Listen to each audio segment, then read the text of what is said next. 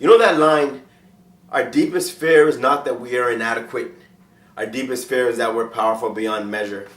It is our light, not our darkness, that most makes us afraid. When my niece was really young and we were trying to teach her to learn how to read, she said to me, I don't want to learn how to read. And I said, why? And she said, if I learn how to read, then I'll have to read to myself and nobody will read to me. So I don't want to learn how to read because I want people to read to me.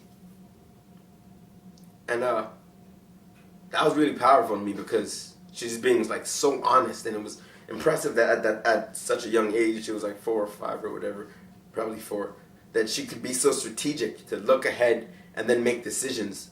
But she was making a decision to limit herself because she didn't want to be alone.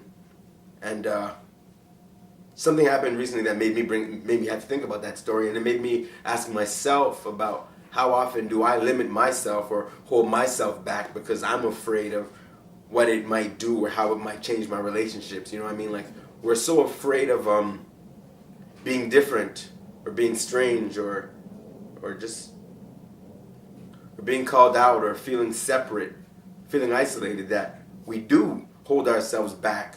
I know a lot of people pretend to be dumber than they are around people so that nobody teases them. I know a lot of people who don't show their partners actually how smart they are because their partners might feel intimidated, or people who have to lie to their partners about how much money they're making. And I said to my niece, I said to her, we want you to learn how to read so you can read to yourself. Not because we don't want to read to you, but because we want you to be able to read whenever you want and whenever you need to. As long as you want someone to read to you, I promise you that I'll read to you, your mom will read to you, your uncles will read to you, your grandma will read to you. Well, I'll still read to you. We just want you to learn how to read so you can read things for yourself.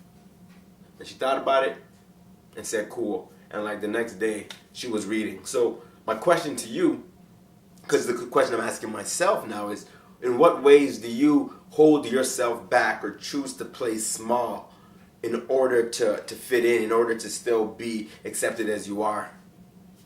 You know?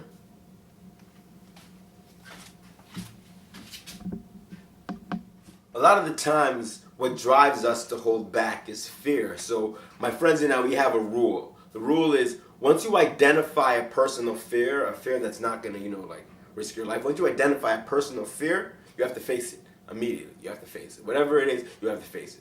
And that's part of the reason why I'm even doing these blogs. I was scared of doing the blogs. So I was like, yo, you got to do the blogs. Once you identify the fear, if I tell any of my friends I'm afraid of something, they say, you know the rule. And I said, I got to do it, so whatever.